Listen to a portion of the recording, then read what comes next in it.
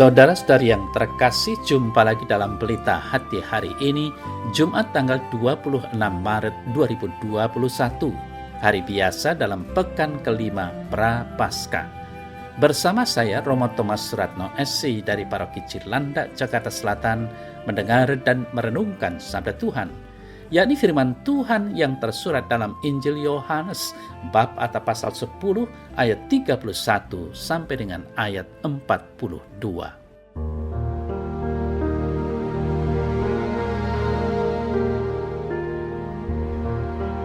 Sekali peristiwa, orang-orang Yahudi mengambil batu untuk melempari Yesus.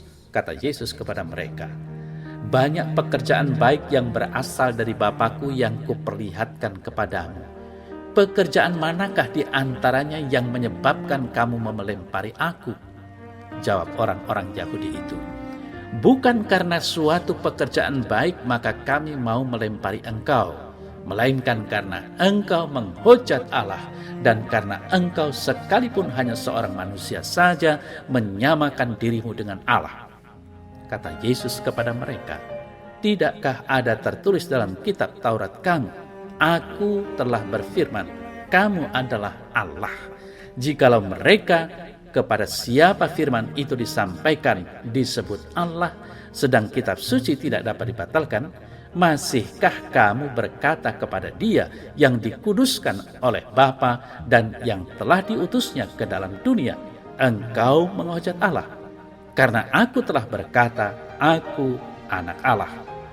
Jikalau aku tidak melakukan pekerjaan-pekerjaan Bapakku, janganlah percaya kepadaku.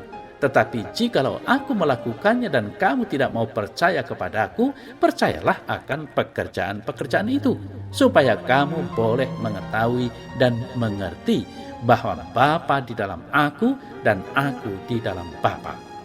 Sekali lagi mereka mencoba menangkap Dia, tetapi Ia luput dari tangan mereka. Kemudian Yesus pergi lagi ke seberang Yordan, ke tempat Yohanes membaptis dulu. Lalu Ia tinggal di situ. Dan banyak orang datang kepadanya dan berkata, Yohanes memang tidak membuat suatu tanda pun. Tetapi semua yang pernah dikatakan Yohanes tentang orang ini adalah benar.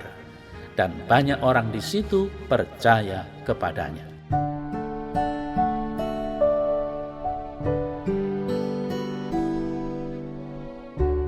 Saudara-saudari yang terkasih, banyak terjadi kekerasan dan pembunuhan bermula dari perbedaan pemahaman. Ada kelompok yang memahami suatu ajaran agama secara sempit, lalu memutlakkan keyakinannya dan harus diikuti oleh semua orang.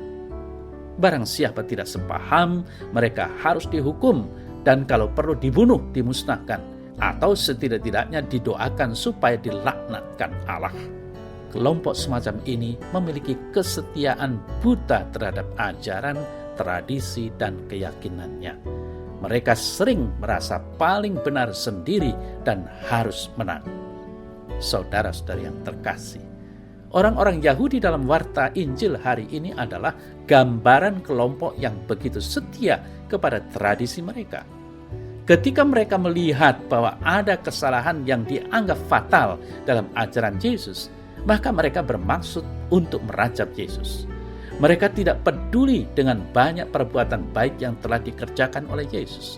Kepicikan dan fanatisme mereka menutup mata mereka untuk mampu melihat segala perbuatan baik yang telah dilakukan oleh Yesus.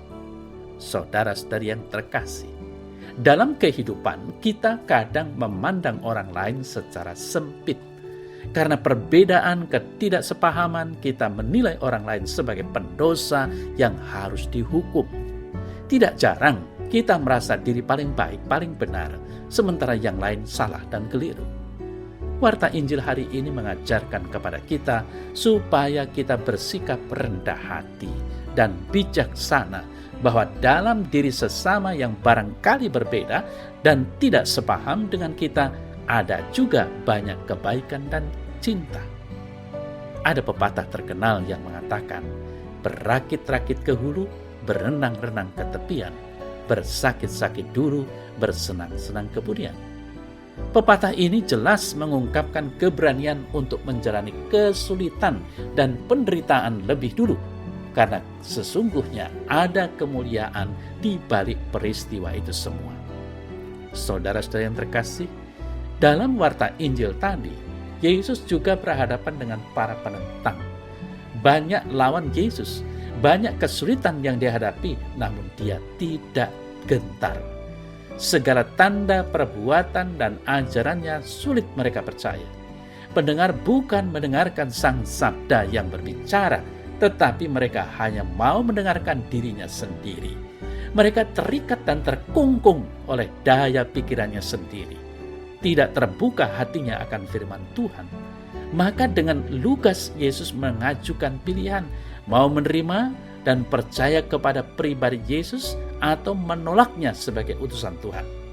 Maka marilah kita mencoba memahami kehadiran Allah lewat sesama di sekitar kita, dengan jangan cepat negative thinking terhadap orang lain, tetapi haruslah bersikap positive thinking, karena kita harus sadar bahwa di setiap pribadi yang kita jumpai, Allah juga hadir.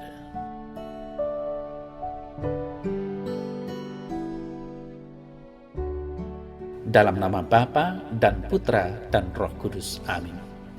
Ya Tuhan Allah, utuslah Roh Kudus-Mu untuk melunakkan kekerasan hati orang-orang yang hanya percaya pada pikiran dan pendapatnya sendiri. Semoga mereka makin terbuka untuk melihat kebaikan-kebaikan yang ada, yang memancar dari diri orang lain dan seluruh ciptaan, sehingga dunia dihiasi oleh pembela kehidupan. Bantulah aku hari ini untuk menjauhkan diri dari keinginan untuk menyakiti sesama, apalagi menghancurkannya, apapun itu alasannya. Terpujilah Engkau Tuhan, kini dan sepanjang masa. Amin. Dalam nama Bapa dan Putra dan Roh Kudus. Amin.